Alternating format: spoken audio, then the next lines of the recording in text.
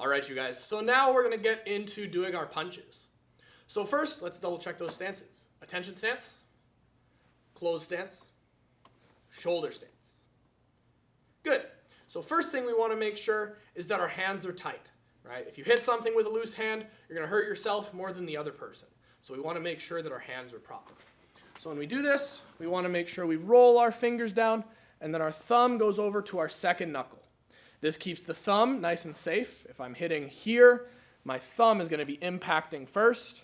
If I put my thumb on the inside, it's going to be pushing on this joint, right? So putting it to the thumb keeps it out of the way, keeps it secure, and makes it so when I hit, I'm hitting with a strong unit, right? Now the other thing that's important that some people forget to do is they forget to squeeze.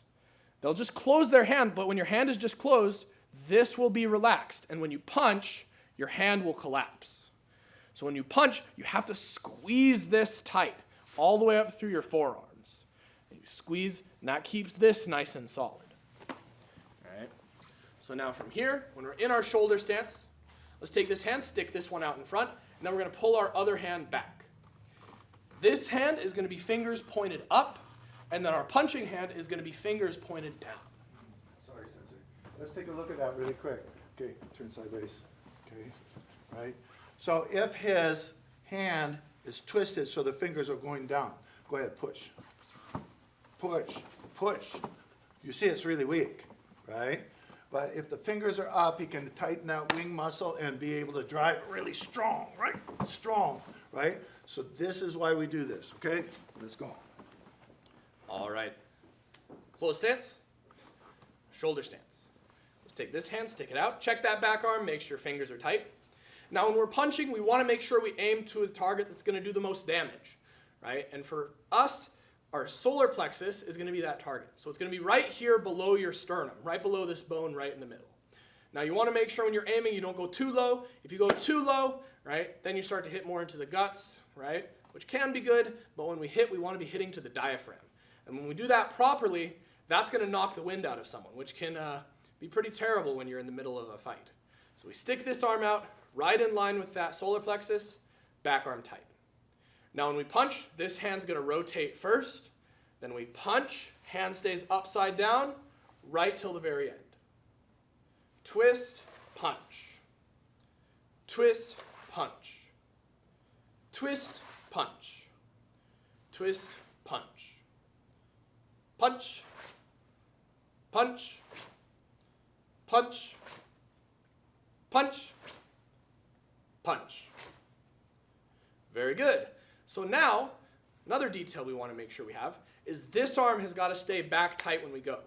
Just like how Sensei was talking about when your fingers go down, that forces your elbow up and you can't push good. Same thing happens if this elbow's out to the side, even if your fingers are up.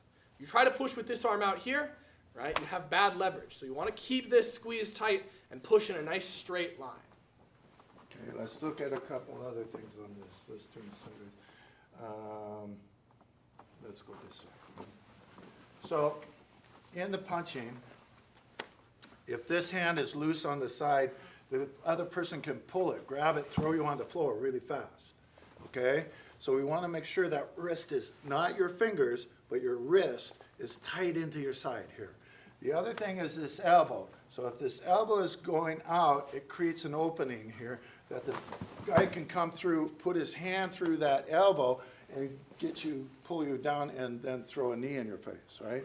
So it's important that you have this structure of the punch correctly. One other thing you should see in the punch, right? Maybe you can see from here.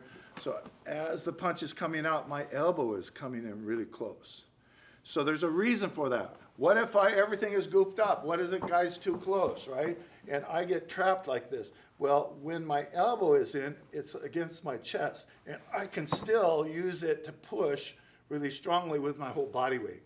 So pulling that elbow in really so again, punching is a symbol, and there's a lot of details and other applications to it. Let's take a look. Attention stance, closed stance, shoulder stance. Good. This hand out, this hand back. Now another detail for power is this arm pulling back. A A lot of the times people think the most important thing is this hand punching out really fast. But a lot of the time that leaves half of our body out of the equation. When we punch, we want to take the hand that's out and rip it back. That'll double our force, right? Sometimes even more. So this time when we punch, I want you guys to rip this arm back really hard. Make sure it's nice and tight at the same time that this one is punching out. Ready? Punch! Punch! Punch! Punch! Punch! Punch! Very good, you guys. Now, from a tension stance, there's one final thing we were going to add before we're done with our punches, and that's called a ki. So when we ki, what we're going to do is we're going to yell sa. And it's really important that we yell from the correct part of our body. If we yell from up here, that's not going to squeeze our stomach tight. So what we're trying to do is get all of our air out and tighten these abdominal muscles, right? So now, every single time we punch, we're going to yell sa. From here, close stance, shoulder stance. Ready? This hand out, this hand back. Ready? Punch, sa!